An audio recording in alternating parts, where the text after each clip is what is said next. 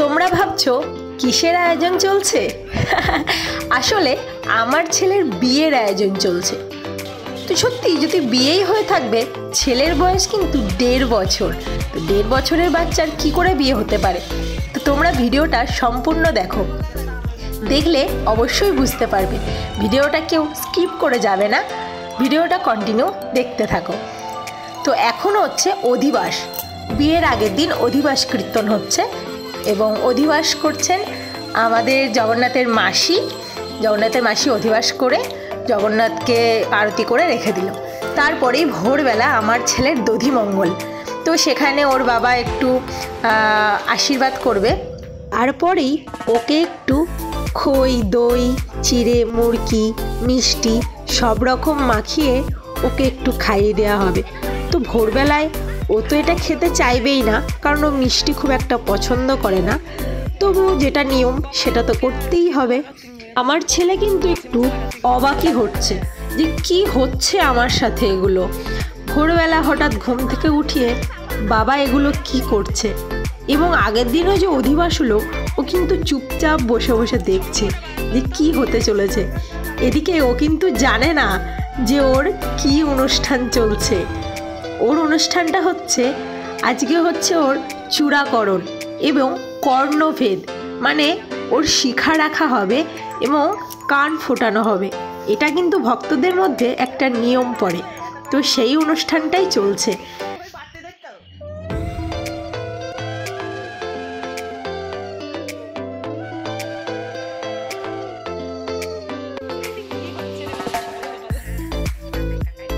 ছেলের মাজার আগে যে ধাগাটা ছিল সেটা পাল্টে নতুন ধাগা দেয়া হলো এবং খই, চিড়ে, মুড়কি ওকে খাইয়ে দিচ্ছে, কিন্তু ও খাবে না, প্রথম গ্রাসটা ফেলে দেবে। তারপরে বুঝবে যে না একটু স্বাদ আছে, খেয়েই নেই, তারপরে কিন্তু খাবে দুগাল। তো আগেই বললাম ও মিষ্টি পছন্দ করে না, তাই ওর বাবা বারবার বলছে হা করো বাবা, হা করো, একটু খাও। 2 বারের বেশি আর নেয়নি, ও খেতে একটুও ভালোবাসছিল না এটা।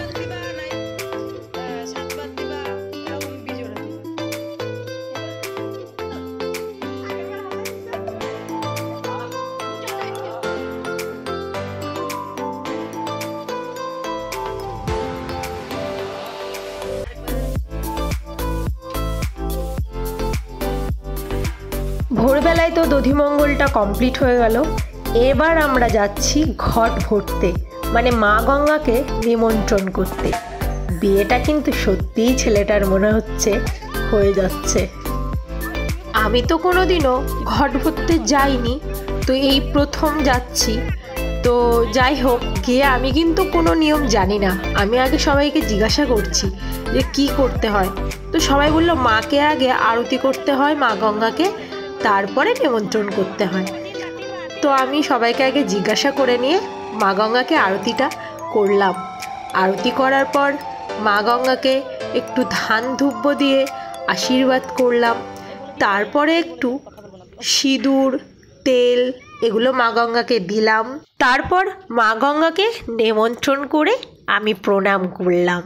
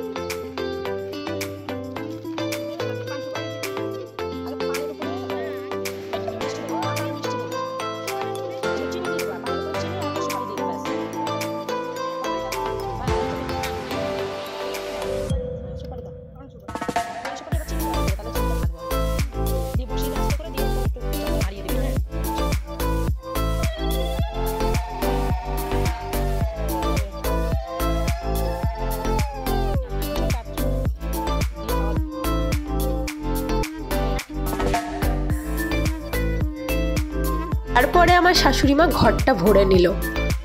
ঘর ভরে নেওয়া হয়ে গেছে, এবার আমরা বাড়ির দিকে রওনা দিচ্ছি। তো এখানে একটা নিয়ম আছে, এখানে জামাইবাবুরা আর কি ঘট ভরে। যেহেতু আমার ছেলের জামাইবাবু নেই, তাই আমার শাশুড়ি মাই ঘট ভরলো। তো এখানে নাকি জামাইবাবুরা ঘট ভরলে তাকে মারতে মারতে বাড়ি অবধি নিয়ে যায়, তাই সবাই ইয়ার্কি মেরে আমার শাশুড়িকেই মারতে মারতে বাড়ি অবধি নিয়ে আসলো। তো বাড়ি এসে দেখছি এদিকে যজ্ঞের সব আয়োজন হয়ে গেছে। তারপরে আমি আমার ছেলেকে নিয়ে যজ্ঞে বসে যাব। ওর বাবা আগে বসেছে, তারপর ছেলেটার হাতে মানে বললাম তো বিয়ের যা যা নিয়ম সবটাই আর কি করা হয়েছে, শুধু বিয়েটা বাদ দিয়ে আমার ছেলের প্রতিটা নিয়ম এখানে পালন করা হয়েছে। তো তারপর দেখতেই পাচ্ছ আমি আমার ছেলেকে নিয়ে যজ্ঞে বসে গেছি। তো ওর যজ্ঞটা হয়ে যাওয়ার পর তারপর ওকে চূড়াকরণটা করা হচ্ছে। তো নাপিত এসছে, নাপিত এসে ওর মাথায় চূড়াকরণটা করিয়ে দিল। তারপরে ওর গায়ে হলুদ হলো। গায়ে হলুদ হয়ে যাওয়ার পর ওকে সবাই মিলে আমরা আর কি গায়ে হলুদ করলাম। 5 জন না 7 জন গায়ে হলুদ করে, সেটা সবাই করলাম। তারপরে দেখো আমার ছেলে কত সুন্দর মানে যে নাপিত এসেছিলেন তাকে প্রণাম করলো, তারপরে জগন্নাথকে, তারপর ওখানে যারা ছিল প্রভুদের সবাইকে দেখো প্রণাম করলো। প্রণাম করার পর তারপর আমি ওকে স্নান করাতে নিয়ে চলে গেলাম। তো স্নান যেহেতু একটু সেদিন মেঘলা মেঘলা ছিল, তাই ওর ঠান্ডাও লাগছিল। ওকে স্নান টান করিয়ে তারপর ওর বাবা ওকে রেডি করিয়ে দিল। সেদিন ও কিন্তু ধুতি, মাথায় পাগড়ি, গায়ে উত্তরি, যেন মনে হচ্ছে ও সন্ন্যাস নিচ্ছে। কিন্তু সুন্দরভাবে যজ্ঞের সামনে বসে ও যজ্ঞে আহুতিও দিয়েছে। অন্যান্য বাচ্চাদের মধ্যে কিন্তু কান্না করেনি। আমরা সবাই এটাই অবাক হয়ে গেলাম, ভেবেছিলাম হয়তো অনেক কান্না করবে এবং মাথার পাগড়িটাও রাখবে না। তো যাই হোক, ও কিন্তু কান্না করেনি। তো তারপরে সজারু কাটা দিয়ে ওর কানটা একটু ছুঁয়ে দেওয়া হলো, যেহেতু ওই সজারুর কাটা দিয়েই তো আর কান ফোটানো যাবে না, ও অনেকটাই ছোট। তো সজারুর কাটা দিয়ে ওর কানটা ছুঁয়ে দেওয়া হলো। তারপরে আমরা আলাদাভাবে ছুঁচ দিয়ে, আমাদের এখানে একজন আছে দিদা, তো উনি কান ফুটাতে পারে, তো ওনাকে ডেকে আমার ছেলেকে কানটা ফুটিয়ে দেবো। তো এখন জাস্ট কানে ওর লাগিয়ে রেখেছে, কিন্তু ও তো অনেক ভোরবেলা উঠেছিল, ও কিন্তু ঘুমিয়ে গেছে। তো তারপরে আমাদের যজ্ঞটা এবার কমপ্লিট হচ্ছে, যজ্ঞে সব আহুতি দেওয়া হচ্ছে।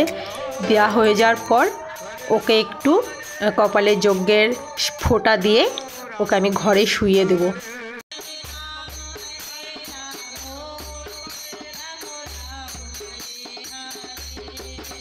তারপরে ও ঘুম থেকে উঠিয়ে ওকে ভিক্ষা করার নিয়ম আছে, যেহেতু ঘুমিয়ে গেছিলো তাই সঙ্গে সঙ্গে পারিনি।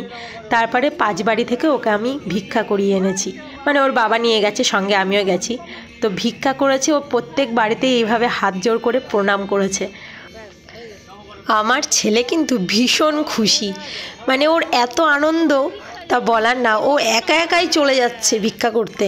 আমরা বলছি যে বাবা দাঁড়া দাঁড়া, আমরা ধরি, ও কাউকে ধরতে দেবে না, ওকে, ও চলছে। আমরা বলছি হয়ে গেছে আর যেতে হবে না, ও না, ও আরও ভিক্ষা করবে। তো ওর জন্য ওই আনন্দে আমরা আরও সামনে আর একটা বাড়িতেও গেছিলাম।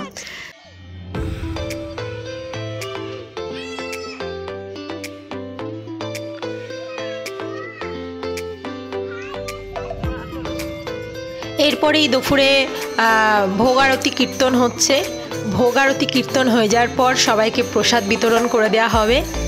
তো আজকের ব্লগটি আমি এখানেই শেষ করলাম। সবার ভালো লাগলে অবশ্যই একটি লাইক কমেন্ট শেয়ার করবে, আর যারা আমার চ্যানেলে নতুন তারা অবশ্যই কিন্তু সাবস্ক্রাইব করবে। সবাই ভালো থেকো, সুস্থ থেকো, টাটা।